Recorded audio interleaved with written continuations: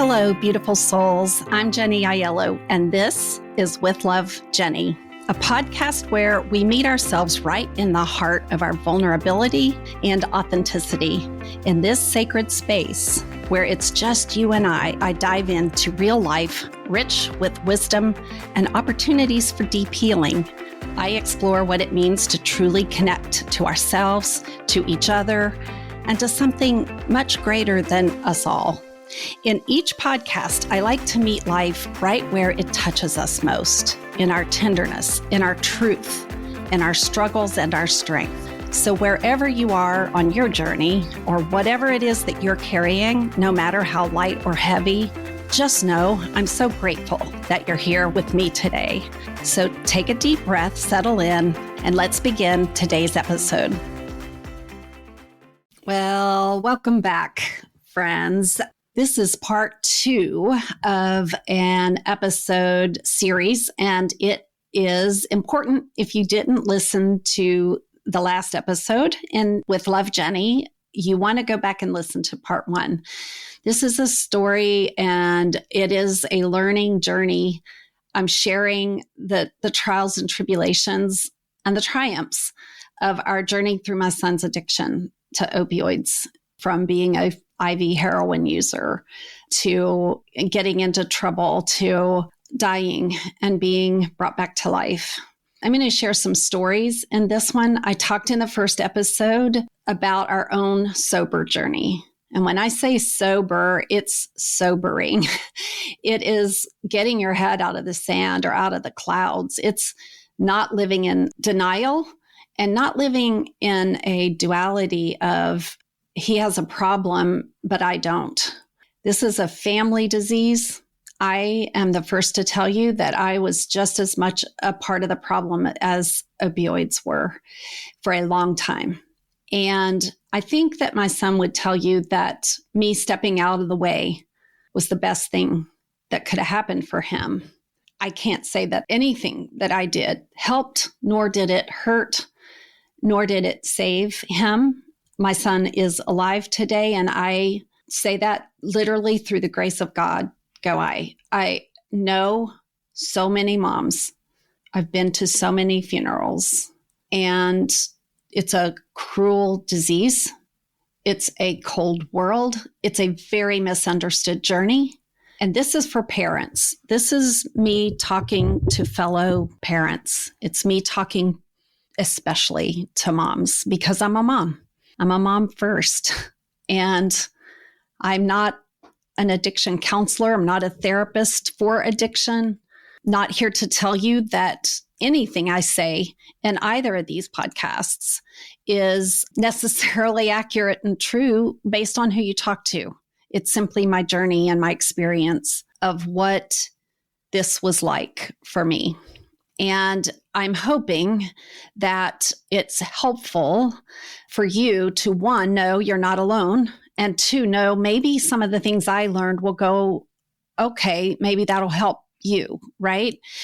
And maybe, just maybe, I'll open your eyes up to the danger, to this is life and death. And you live in the crosshairs of life and death with your child over the course of many years.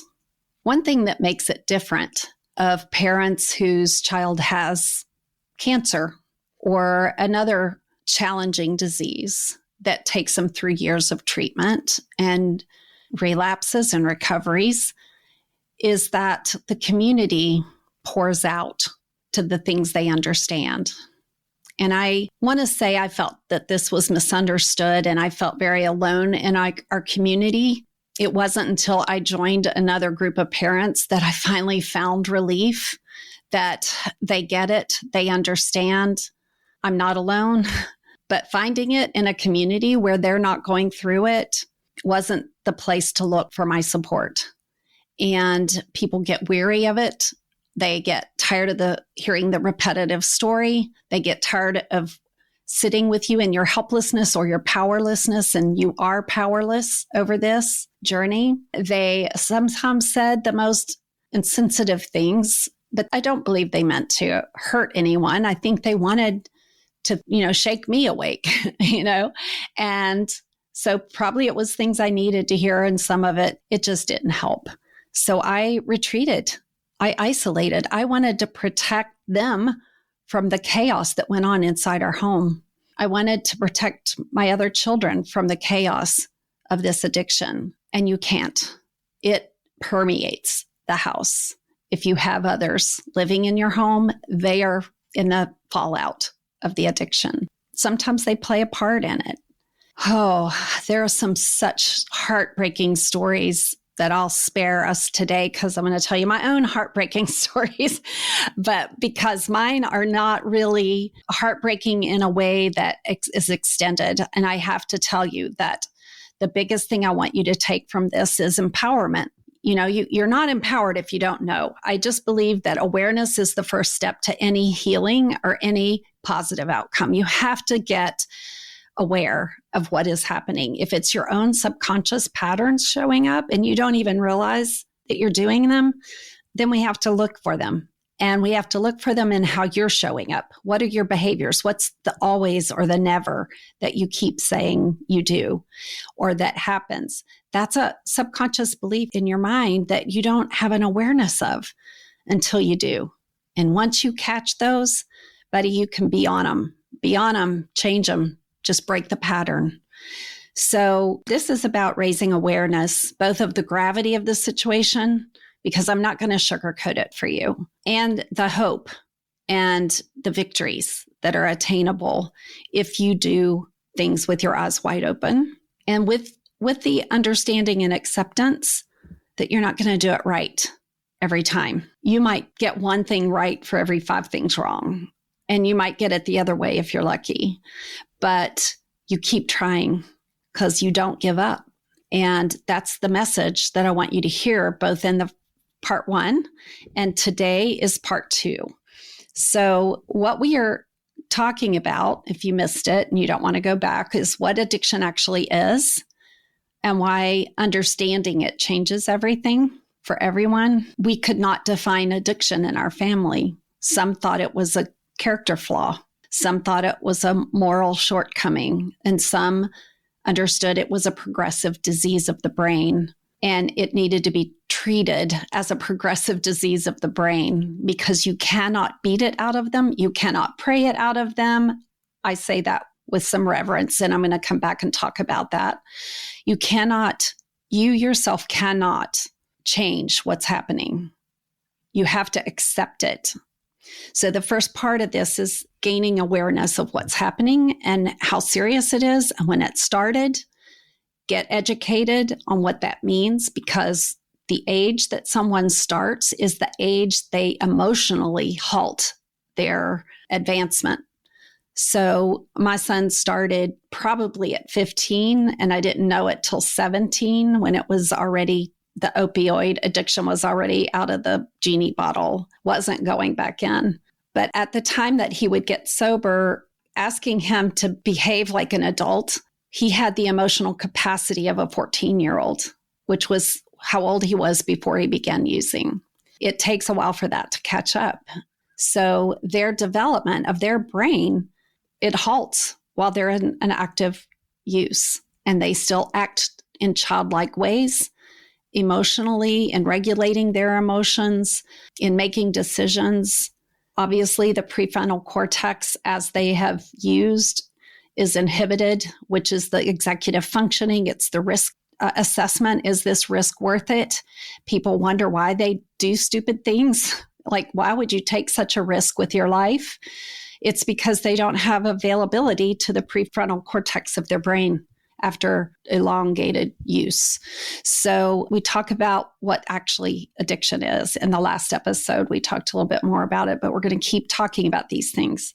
Getting on the same page with the other parent, it's often one of the hardest things to do. Whether the parents are together or whether they're divorced, you have to get on the same page. You can't make it the other parent's responsibility nor their fault. You can't say you're too easy on him or you're too hard on him. I've seen it over and over, and you have to get on the same page. And that page has to be, we have to address this, educated in what we're dealing with, compassion for our child, with a therapist who specializes in this, giving us information, and get the right therapist and get on the same page. Otherwise, I'm going to tell you guys, an addict is the most manipulative being on earth, I think. Active use addiction. They will manipulate the two of you like masterfully. If you're not on the same page, you have to form an alliance. You have to. Their life depends on that. So that's the first thing you can do. We talk about the full treatment journey. There's times when they have to detox, and there's times when that can be done on their own. It is really difficult with opioid detox. What I can tell you is they will not die from it. If you want to lock them in their room and sit with them for 5 days and don't let them back out except to go to the bathroom and sit in a hot tub of water when chill bumps are the size of apples on their arms, but don't let them out of the house, not even for anything. They will go straight to the drug. They will find it. So that's because their body is in full withdrawal and it hurts from head to toe. And it does get so painful that they probably can't anymore get out of the house. But if they can, they'll try. So it's easier to let a facility detox them than you. I don't recommend doing it. I've done it 3 times and it was not pleasant. They could go into a rehabilitation treatment program. Often they couple with we'll detox them, then they'll go straight into the treatment program.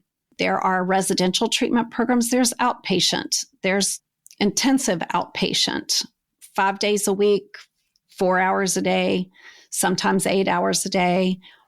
There is a need for aftercare. There is a need for them to have support groups and go to meetings. Although I will tell you this, and this is not statistics, it's not proven. I've never really said it out loud to anyone in the recovery community, but it's my belief that meetings only help after they have detoxed and that they have been sober, they're getting sober, and they're in an accountability program in their sobriety, and they want to get sober. They'll say they do, but a lot of addicts don't mean it. And until they're ready, they're not ready. And what I found is that meetings became an undercover.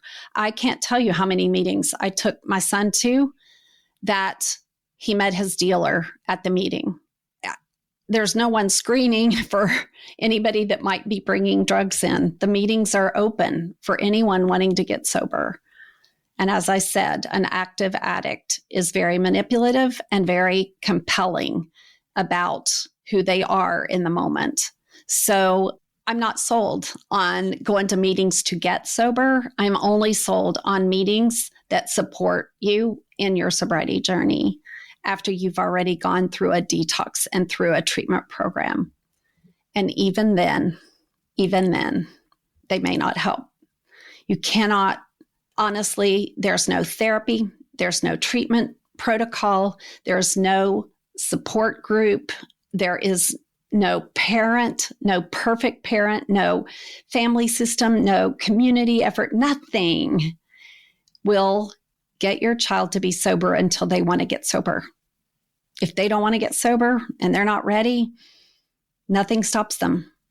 It's like you might as well try to stop a freight train. You are the one who gets taken out, not them. You kill yourself to save them, and you can't.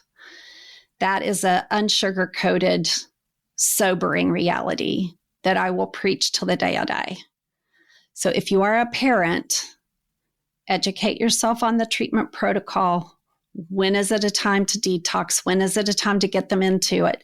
You will have very short windows where they will say, I think I'm ready. And they get in, and we had our son in a local treatment program, and I felt such relief when he was in there, and I had slept so good for those nights. And we talked to him. He called, he'd tell us, yeah, I had therapy and we're getting ready to go to group, so I've got to go. And I'm like, that's great. And I'm just feeling wonderful, only to find out on family day, he had checked out one day after we had taken him there. He was calling from a friend's phone. He never even stayed in the program. He wasn't ready. He wasn't ready. The disappointment, the roller coaster, This thing has twists and turns, highs and lows like no other journey I've ever been on. That's why your own healing matters as much as anything. If you will look at this as your healing journey, not his or hers, or theirs, this is your healing journey. And you need to go to Naranon, to Al-Anon, to the codependency support groups. You need to talk to a therapist about boundaries, about the grief and the insanity and the helplessness that you experience. And your growth is to get that dealt with. Because the sooner you can get strong in that, the better you are at helping them. We talked about the hidden costs, the financial and the emotional, the physical, the spiritual. There are many, many hidden costs. It ripples out. The whole family needs to be in family therapy. It's a family system disease. There are recovery costs.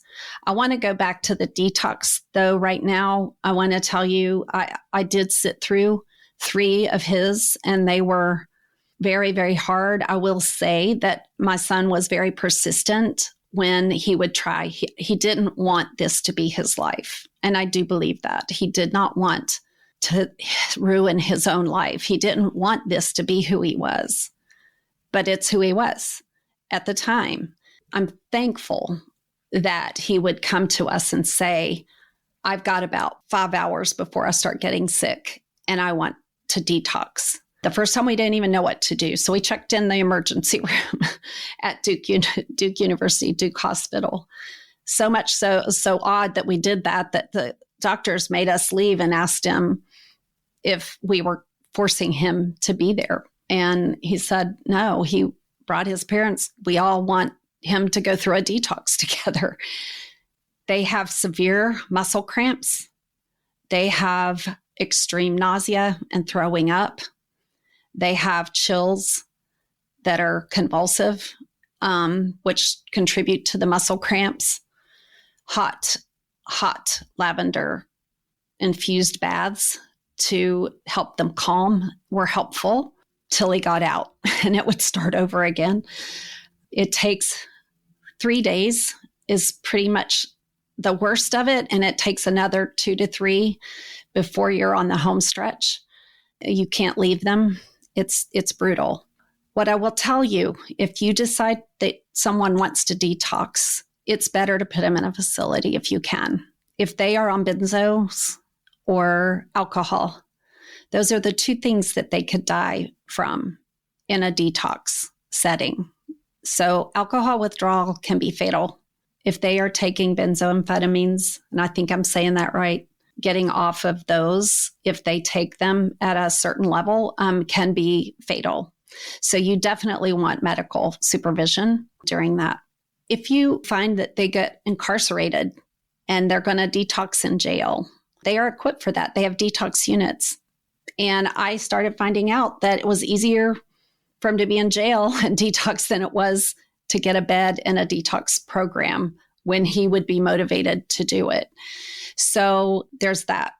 Let's see what else. I want to talk about how early they begin using. It's a progressive brain disease. So the younger that they begin, the longer they'll use. In other words, the longer the brain gets to progress into full disease. So someone who actually uses in their 20s versus their teens has a shorter duration. And at some point, I think something happens in the brain between 30 and 35 where they have a deeper desire to get sober. Our goal was to keep John alive until he was at least 30 years old. He made it to 30, and the year he turned 30 was the year he had his last major relapse that left him incarcerated long enough to get sober.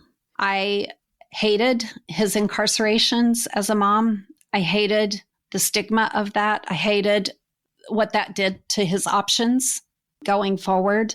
And yet I came to a place where I was most peaceful when he was in jail.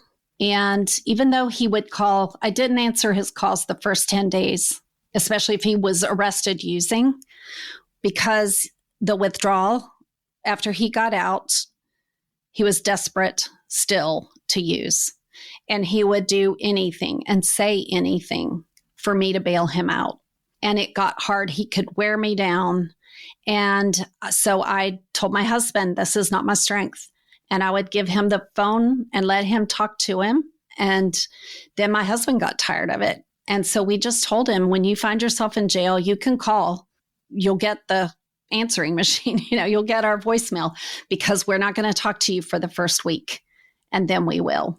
And when he was incarcerated, a loving thing to do is put money on his commissary account, commissary, I can never say that word, so that he had extra to eat. He had enough money that he could buy a pencil and a notepad and stamps, and he could, they have things, but I kept a minimal amount on there. They can also trade those items that they buy for cigarettes or drugs. There are drugs inside the jail, sadly, and inside prisons. But once my son was there, he did not ever want to do that. He kind of came to his senses while he was in there, and his focus now became on getting himself out again. So early substance use, yes, affects long-term addiction. The longer it goes, the more trouble they get in. So all of that happens. I want to talk about medically assisted treatment. It was recommended to my son that he take Suboxone. He was prescribed Suboxone. He was living at home, and it was recommended that I give it to him daily and that I kept it on me and not on him, because yes, it can be abused, but also it is a very sought after drug on the street, because if someone can't get their next dose, and they can use Suboxone to ward off the withdrawal until they can. So we used Suboxone successfully for a while. And then when he'd relapse, it just didn't stop him, because he didn't want to stop. They also use methadone as a treatment, daily doses of methadone. These are highly controversial for some reason. To me, if an addict has tried everything and this is all they can do is use methadone, not to be confused with meth, it's another type of treatment for opioid addiction. It has its advantages and it has disadvantages. All of it does. There is no fix for this. Again, we're back in that dilemma, right? When John was released one time from being incarcerated, and he was on probation, and part of his probation was that he had to be in a sober living facility of some sort, an Oxford house, a halfway house, a sober living house, where he would be drug tested and held accountable to go to meetings and to, he was put in one that actually the probation officer found a halfway house for him. They took him to the halfway house and checked him in. John was doing what he was supposed to be doing, and he provided a drug test which showed levels of the medication Suboxone in it. And they said, you have to leave because we don't allow Suboxone in our sober living house. So even within that, he had to call his probation officer, who had to find a medication-assisted treatment approved sober living house. As a mom, was it hard? Yes. I can remember on one of my birthdays, I spent it taking him to live in a halfway house. It is not like living in a dorm. It is not like, yay, let me get you some bedding and, this is a good thing. It was the hardest thing in the world to leave him there on his own, knowing what he'd do, not having any control. That was the hardest part for me. But I will tell you that sober living houses are wonderful if they want to get sober. And it's after they've gone through withdrawal, definitely, and they've gone through some treatment.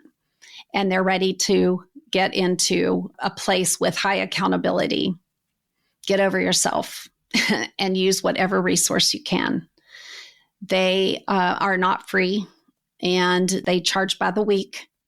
And they encourage them. The first 30 days usually is getting themselves to stay in a routine that supports their sobriety. And the second month that they're there, they're encouraged to have a job. And so they help them get on their feet. Twice, John was sentenced as part of his probation to attend drug court. The first one was not successful.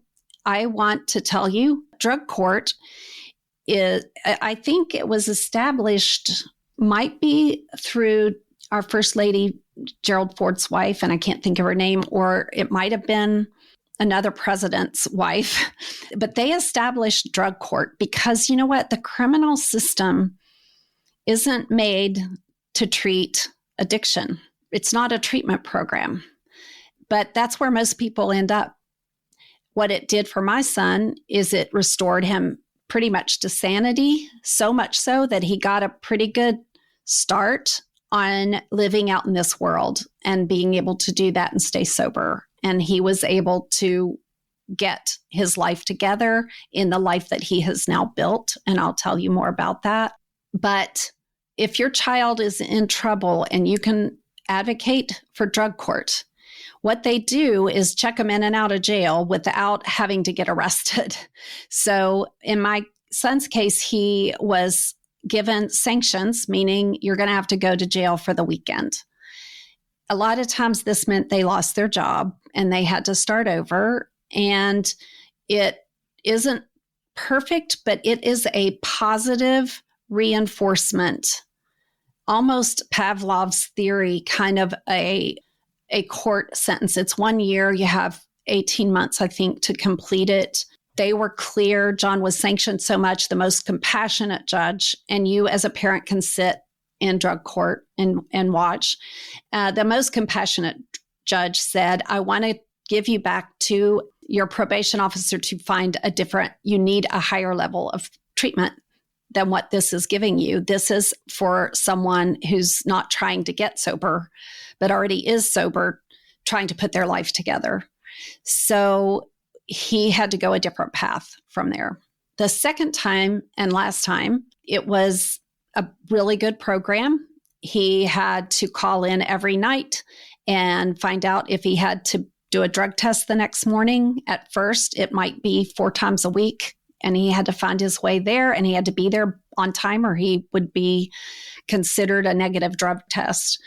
They run really good drug tests there. I will tell you as a parent, drug testing him at home, forget it. Unless they're really not smart, they know in the drug community all the ways. They know how to get somebody else's pee. They know how to keep it at the right temperature. They know how to put it in a Visine bottle in their pants pocket. So when it looks like they are using the restroom, they have funneled it out and are squirting that into the drug test. They have things they can purchase. Oh my gosh, I thought I'd never forget the name of it, but it's a contraption that they wear.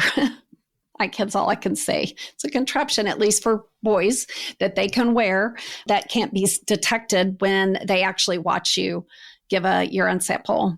And I just learned so much, you guys. I learned so much about how deceptive my son could be in order to keep using. And I spent money on buying drug tests. I ordered it in my case at a time.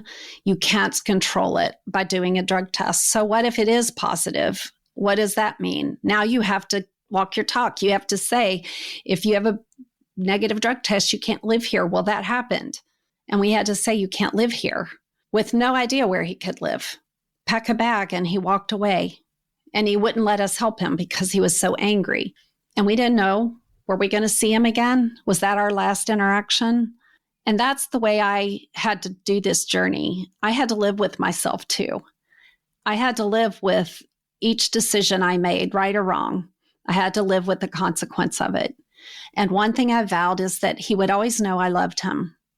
Even when I was angry and I said, you cannot live here. I am so angry that you are still using. I'm angry that you can't stay here with us, but you have to go. And I don't want you to ever hear me say anything other than, I still love you. And there is hope. And I hope and pray you decide you're worth it to get help. And I always said those things to him, no matter what. And sometimes finding the ability to say it was more than I could bear. Sometimes when he was wet from the rain and it was cold at 30 degrees outside and he had nowhere to go, like a stray puppy, the compassionate side of humanity takes over. And it's just, come take a hot shower. Let me fix you some hot soup. You can sleep in your bed tonight if you promise. And when you say, if you promise, you are setting yourself up. But I would make him try to promise me you'll just sleep and go back out tomorrow. Once you let them in, it's hard. It's hard because you have to say no again all over. But some nights I needed the rest.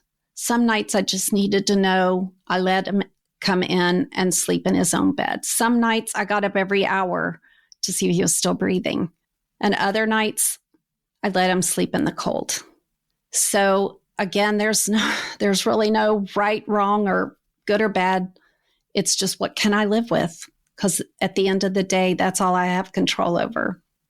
Many people who recover still live with a lot of mental torment over what they went through and over the choices. Coming out of recovery and looking back at the tornado and the damage you left behind and the shame that you have around that, that is their work in recovery. It's not something you can fix, but they certainly need to see it. And that is what gets old after a while. I want to talk about the dual diagnosis. We did in the last episode. A lot of times drug use mimics bipolar disorder. A lot of times drug use mimics depression, anxiety disorders. Sometimes they are legit depression and anxiety disorders, but it's from the drug use. It wasn't a pre-existing situation. Sometimes it's PTSD, sometimes it's ADHD, and sometimes it's a combination of everything.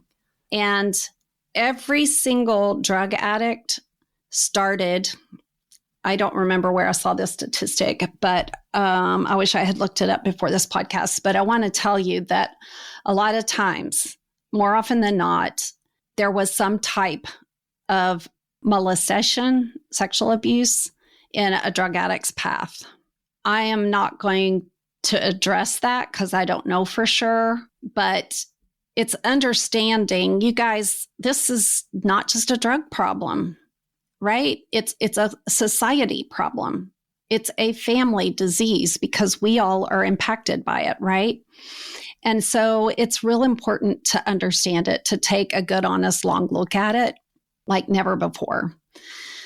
There was a time where John, we sent him to a recovery program in Arizona. That program did not fit. It wasn't the right fit for him. It made him angry, and it was a very rigid program. And we sent him out there, and we had a lot of hope when we sent him. It was a lot of fear because we put him on a plane and hoped he'd even go. He did. And he was kicked out for picking up part of their program. They had to solicit funds. They were at a local Walmart outside saying, would you contribute to the funds for substance abuse? And working at a table, there was a place to put out cigarettes where they put it in the sand. And there was a still unused cigarette laying there. Well, it was used, but still had a good bit of it left on it. It's gross, but this is what addicts will do. It was a cigarette. He hadn't had one in days and days. It was a nicotine withdrawal, which is actually harder than heroin withdrawal. It's the hardest thing to withdraw from is nicotine. And he stepped aside and got it. He went to use the restroom, bought a lighter, came back out, snuck out, and went to the side over to the other part of the shopping center to smoke that cigarette and got caught. And then he was kicked out for smoking a cigarette, which for a mom at home getting a call saying, we're kicking him out, he's leaving, we'll give him his backpack and his wallet and he can go with what he came with. But he can't stay here. And I'm thinking, if smoking a cigarette is all he did when I'm trying to get him off IV heroin, like, please don't send him back on the street. We know where he'll go. We know what will happen. Again, systems aren't always perfect. They stuck to their guns. That night, I'm going to tell you, a miracle happened. I was beside myself. Now my son is across the country with no phone and no way for me to ever know where he went. I had no way to find him. Even if I flew to Tucson, it's a huge town. Like, how would I ever know where he was? And all I could do in that moment was a surrender. I had no control. I have no control, God. This is in your hands. And I prayed for an angel to pass by him. I prayed for an angel to cross paths and to help him, to be a good person, to be a humane person, to not exploit him and not let him use again. And that window's very short because it's a matter of time until they are right back doing what they did best, which was to use, to be an addict. I didn't hear from him for the whole day and the whole night, the first night after the treatment program said he left, and the whole next day. And I don't think I've ever been on my knees more desperate than, please give me a miracle. Please protect my son. And that night, that afternoon, I was out running errands and an unknown number popped up on my phone. So I answered it and it was John. And he said, a wonderful thing had just happened. And he told me that a man, he was walking, he had gotten mugged by a gang. They took his backpack, whatever. I mean, that's a whatever for me. Who knows? But he was just walking because he didn't know what else to do. And he was trying to keep his head down. He was actually afraid. And sometime between 12 o'clock and 1 o'clock in the morning, he was walking along and a car was following him and it scared him. So he walked faster, kept his nose to the ground, just didn't make eye contact. And the car stopped and yelled out the window, "Do you have somewhere to go?" And he's like, "I'm good, thank you." And he just kept walking and the car followed him. It's like, "Kid, do you have somewhere to go?" And he's like, "No, I'm good. And he kept going. The car finally stopped and a man got out and approached him. And I hear my son say, "Mom, you know how when you look at someone and you just know they're good?" And I thought, yes, but no, this man's not good. You don't talk to strangers. I taught you that. You don't get in a car with strangers. Please tell me you didn't get in the car. Well, he tells me he got in the car and he went home with this man. And I was beside myself. I just believed with all my heart he had been taken in and now was going to be trafficked. Every worst nightmare, if anything could have gotten worse, it just got worse. He would be drugged and used and held captive. And I was shaking all over. I said, "John, I need the address of where you are. You've got to give me something to go on. And please go tell me, what's the street address?" Well, he couldn't see the street sign. The house didn't have a number on it. He didn't know the phone number. The man that picked him up had gone to the grocery store. I asked if he could leave, and he said yes, but he didn't want to because they were going to watch the new Harry Potter movie. And I was like, oh my gosh, he's being groomed. Every worst nightmare. It turned out that this really was a legitimate angel. He called me back that night. We spoke again. He sounded better than he had sounded, which also could be a red flag. And this man told him his story. And this man told him he needed to go back and he needed to advocate to get back into treatment. And he was taking him there the next morning, which he did. But the treatment program only listened to peer review on Thursdays. And so he had to wait. It was Friday. So he had to wait almost a week. The man let him stay. He was great. They took him back. He got back in this treatment program. It worked he was there for another month, and then it wasn't working anymore. And so he left the program again.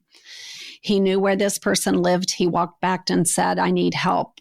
This person called and said, "What should we do?" And John had said he wanted to go to Nashville, Tennessee, that a friend of his in another recovery program had success there with a halfway house, and he had the number of the halfway house, which he gave to me, and it was legitimate.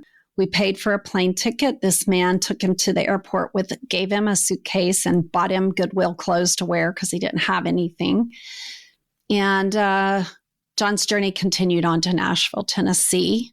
But the lesson it taught me was that I came back in asking God, why would you answer my prayer by putting him in the hands of a trafficker or a pedophile or a terrible person who exploited him? Because I truly believe that's what was happening.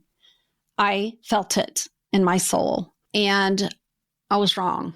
I was terribly wrong. And in that moment for me, in my faith journey, I heard a voice that said, you asked for a miracle. Why do you not feel worthy of it? Why do you feel your son is not worthy of it?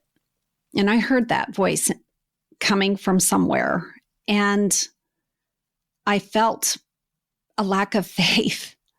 I felt how weak my faith life was. And I would have told you I was a woman of faith before that. But that day, I knew I wasn't, not at all in the way that I knew the depths of this journey would need me to be. And that changed everything on our walk forward. My spiritual connection, my belief in a God, my convictions with that journey were powerful experiences. And time after time, prayers were answered. I even got a board that I could write down the date of another prayer that was answered, specific to his journey. So if you don't have a powerful faith life, I don't care what you believe in. If it's with nature, it doesn't have to be religious. You just need a spiritual journey, and life will take you to places if you don't. And then you just get sick because you don't have it. You hold all that in. You have nowhere to go with it but to carry it. So that's my hope and my story of hope about get on a spiritual path. I have always called myself an empowerment coach because I don't believe in victimhood. I believe that we can lift ourselves up and be victorious over the times when we have experienced victimization. I don't think we have the choice of whether to stay victimized or to rise up victorious over it. And I would say that was the way I did my coaching. If someone was wedded to a story of this always happens to me, and I can't get past it, I wasn't their coach. I was very clear. I didn't have the tools to be with them for that long. Now I am a spiritual psychology coach, soon to be certified E4 trauma coach.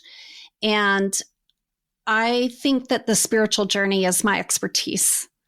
And so I want to put that out there because I would love to hear from you and your story about if you don't know what to do or where to start. I hope you will stay with me because there's things coming down the pike. I get excited about things that would help you with that. Okay. So you can reach out to me. If you don't see them soon, reach out to me, see how to get to them. But there is help for that. It's never too late. It's never too late to find your spiritual path. Okay. Moving on, age of first use and the severity. I want to tell you that among our youth that are misusing prescription opioids, 45% started between the ages of 16 and 18. A third are between the ages of 13 and 15, and 11% as early as 10 and 12. And you wonder, where are they getting them? The majority are from your medicine cabinet. I recently had a very life-altering injury. I broke the calcaneus, which is our heel bone, into 100 pieces, and they miraculously put it back together and fused some of the bones in my feet, had to be fused back together with, anyway, that's a long story. It was very, very painful. It's the number one most painful open surgery that we could have is heel bone, and I had it. I was given fentanyl in the hospital. I was given Oxycontin, oxycodone. I was given different variations and degrees of opioids. I have never taken them before. I didn't want to take them. They told me, you will want to. And believe you me, I didn't want to feel that pain. It was the most painful thing I've been through physically. That was less than a year ago. And I will tell you that in that healing process of being on those, I recognized the draw.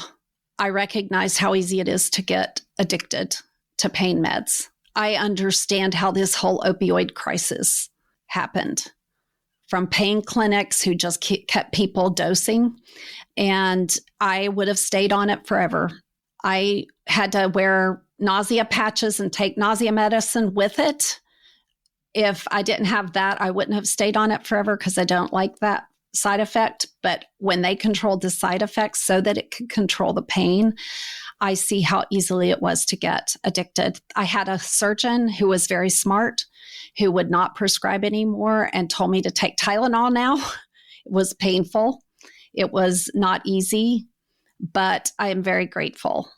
And there were times where the pain got so bad, I wanted it really bad. I really wanted it. Most people aren't in physical pain when they crave it. It's emotional pain. But pain is pain, right? And I understand how the whole addiction crisis started with the opioids after having that experience. I won't take them anymore. I am still in my own healing journey around that, but it gave me a whole new perspective on my son's journey. So recovery usually doesn't come until around the age of 30 when something happens in the brain development. It's not factual like everybody, but it is an average. It might be 35. It might be 25. But I was told by lots of people, if you can keep him alive to 30. He had one relapse after 30, but it put him on the road to recovery. He's still on the road to recovery. He still fights every day for his sobriety. But we have had 17 years of that. So that's a statistic that I wanted to share with you. I want to share some of the other stories. There was a time when I got a call. It was during the last 9 months of my dad's life. It was early on in his cancer journey, very early. And I got a call, and it was John from his cell phone. And he sounded great. And he said, "Hey, Mom, how are you doing?" I was like, "I'm fine. Like, are you okay?" This was after he went to Tennessee. And he said, "Well, yeah, now I am." He said, "I've been in ICU for the last 4 days. I'm at Baptist Hospital." I don't know about you, but when you hear something like that, you feel like kind of awful mom. How did I not know my child was in ICU fighting for his life? Like, I had no maternal clue that there was something wrong. And he went on to say now he was in a private room and he had used a dirty needle. He had relapsed. He went into sepsis. He recognized it immediately and called 911. And they came and got him. So I said I would be right there. It was late afternoon, and I knew it was a good 8-hour drive for me. And I knew I was not good at night driving, and I was tired and stressed.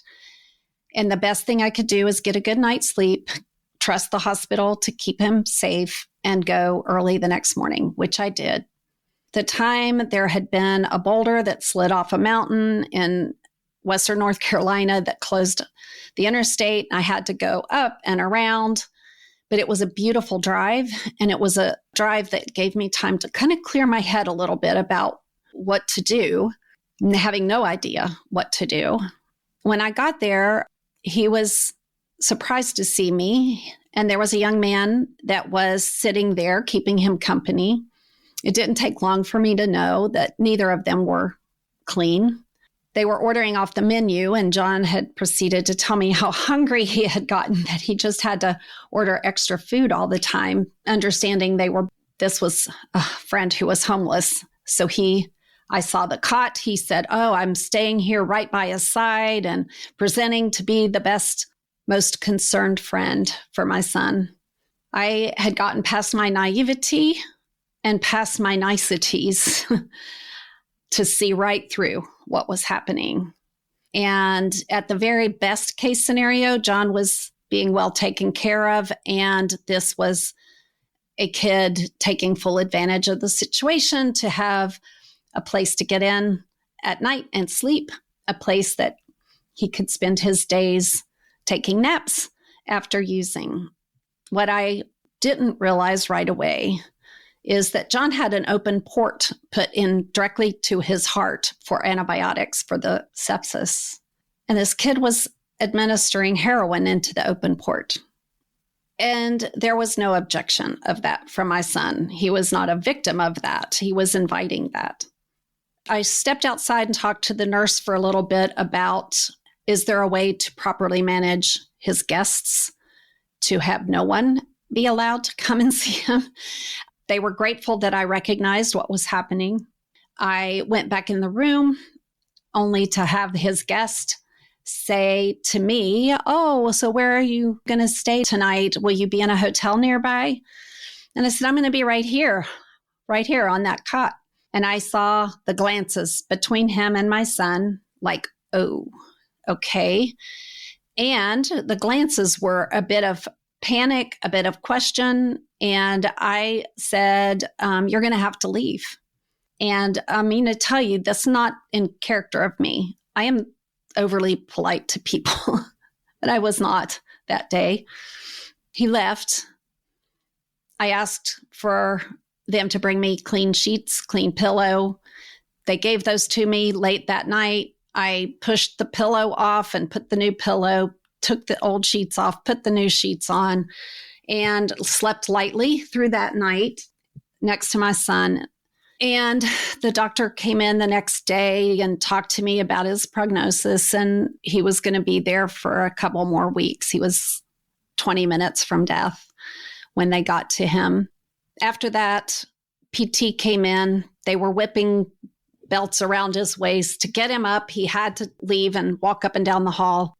While he was doing that, the housekeeping wanted to change the bed and mop the floor and change the sheets. And John was absolutely refusing all of it. And he was in that addict kind of anger. And I'm like watching him like a hawk, not knowing quite what I was going to see. When that happened, I told him, go with the physical therapist. Please go. Do what they're asking of you. And trust me, it'll be fine. I'll be here. Because what I suspected was that somewhere in that room was a stash. And the way his eyes were looking in the room, it looked like the pillow I had pushed off the cot over to the wall. Knowing housekeeping would strip that, I quickly went over, reached in. Sure enough, I found a t-shirt wadded up in the bottom of that pillowcase. I took the t-shirt out and I let housekeeping do their job. I put the t-shirt in my purse. After it was all said and done, John came back, nervous, jittery, and I just let him wonder what happened. I went in the bathroom and I unrolled the t-shirt, and inside was foil, cotton, a spoon, a syringe, all the things that they used to use heroin. Well, now I'm in possession of it, and I didn't know what to do with it. The last thing we needed was for him to get caught with it because we were already fighting for his life. I didn't want to deal with another legal charge, so my job was now to figure out what to do. So I thought I'll just take it, the whole t-shirt, wrapped it back up, put it in my purse. I'll throw it away in the parking garage. And you guys, I have a bad poker face. You can see if I'm terrified.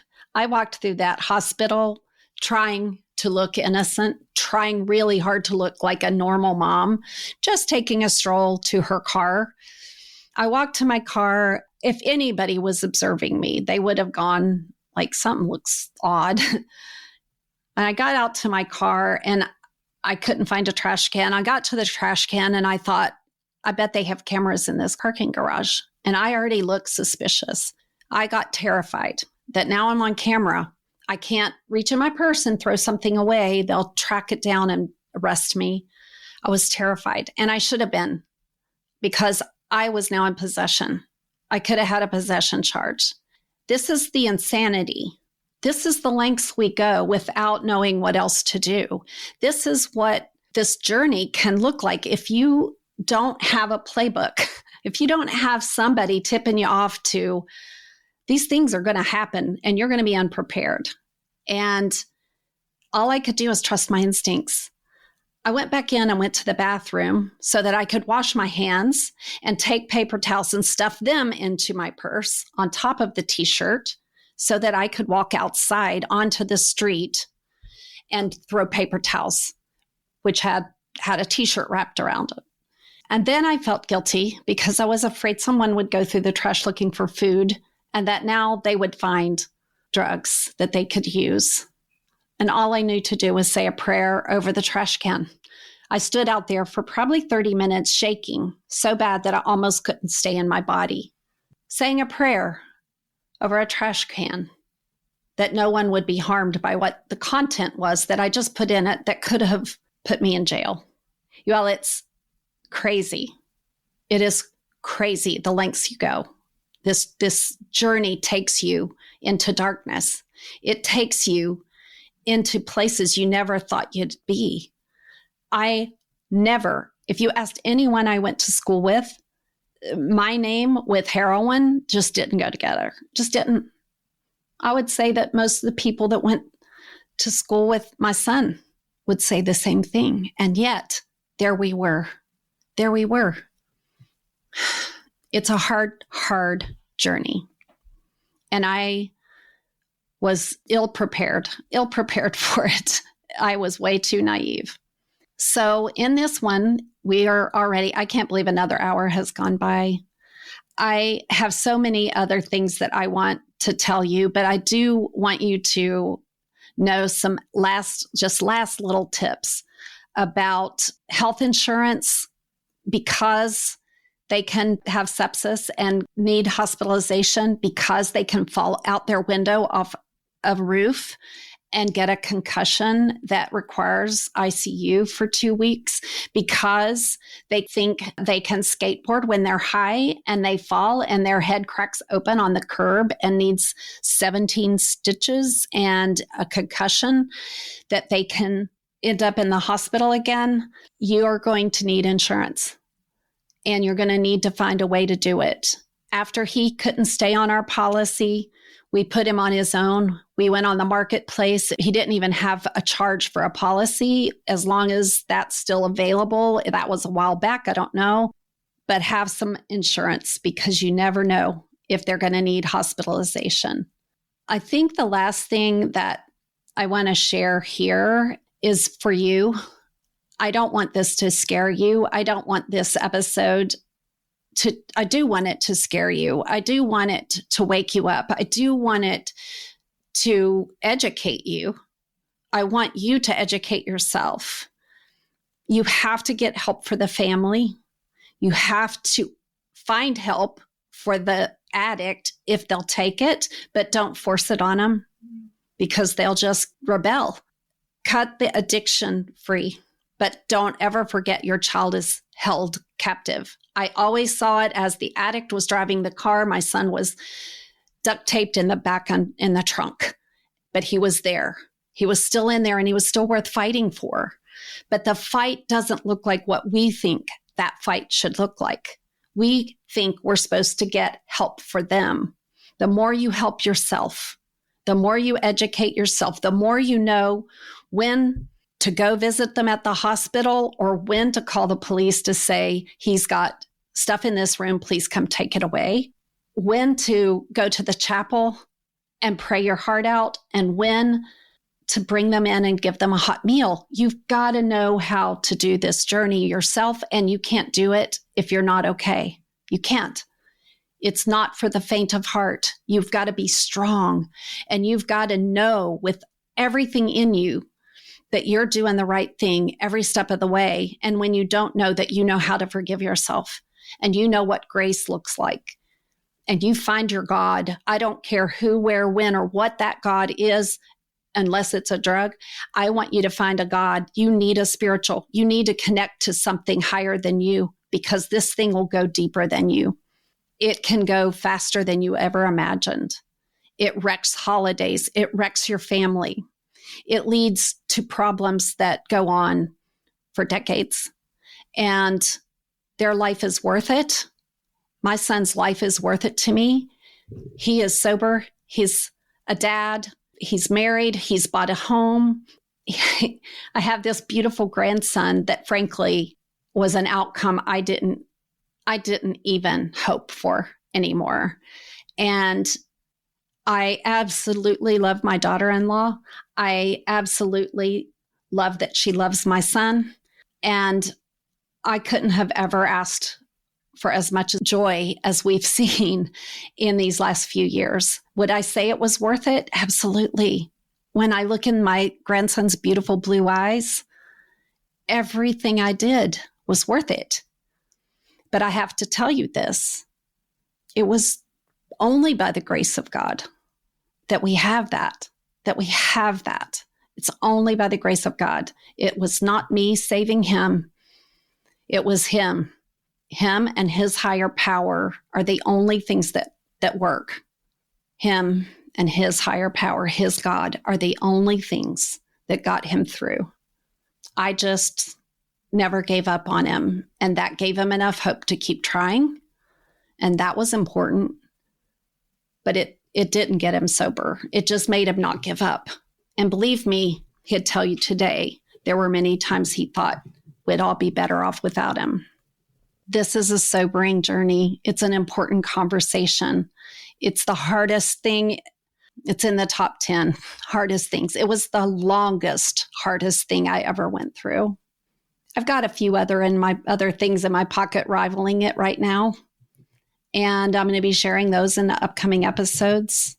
My heart breaks for my family. My heart breaks for my son's journey. My heart breaks for all the other people who've lost their child. I've been to too many of those funerals. I want it to stop. I want us to find help.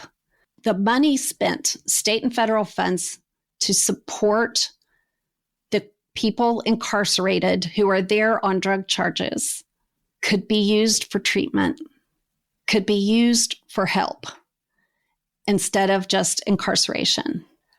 I do believe that incarceration saved my son. It gave his brain time to heal. It's not fail-proof, but that's what I believe finally worked.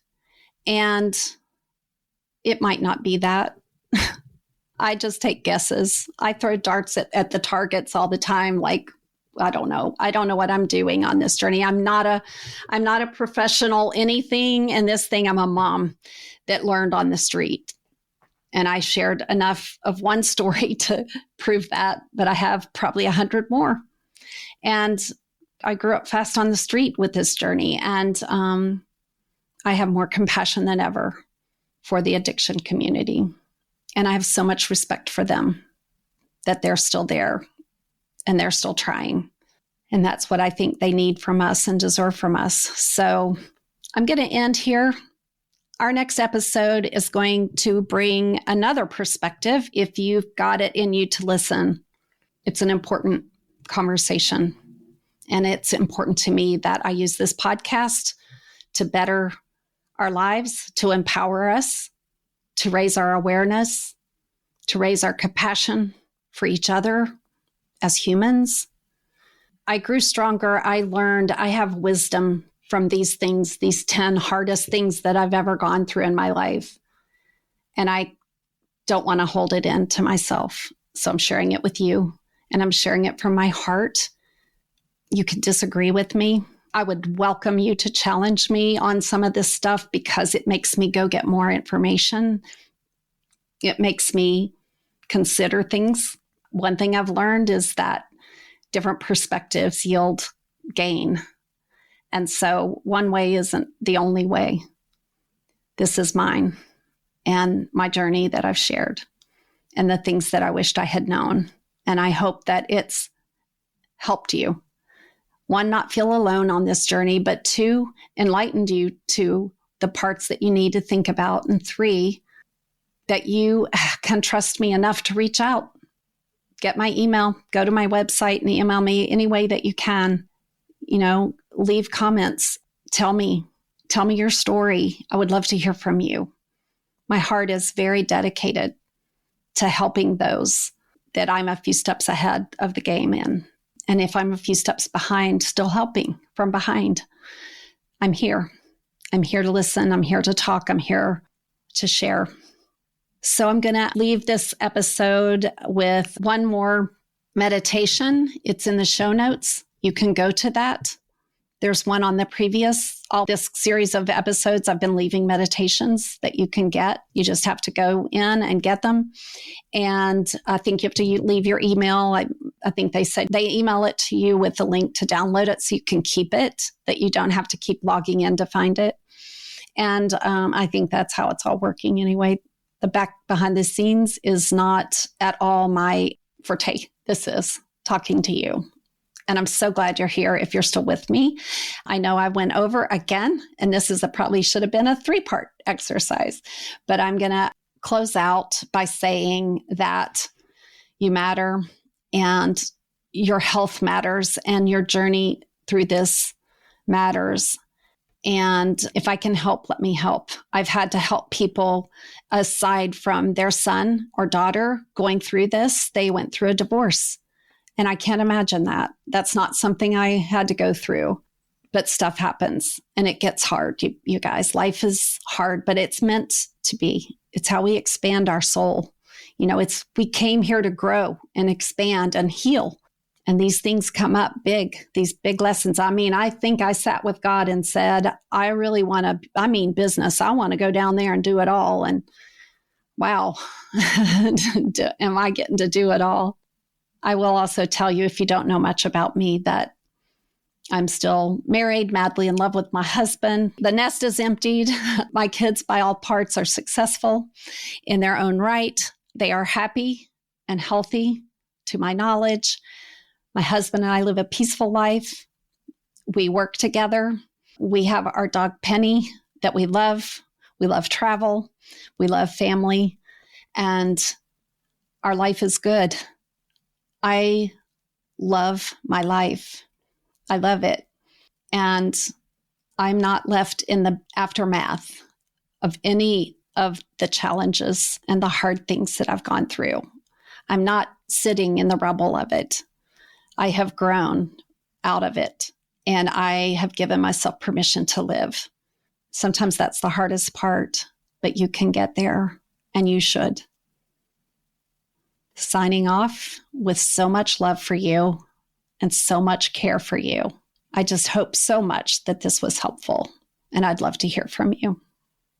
Take care. Thank you so much for being here with me today. I hope you found a spark of wisdom to carry with you, and maybe even a deeper invitation to heal and grow and transform through your own beautiful story.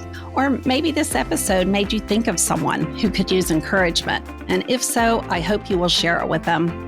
If you'd like to learn more about working with me or attending one of my healing retreats, coaching programs, and other offerings, you can visit my website at jennyaiello.com or email me directly at jenny@jaiello.com.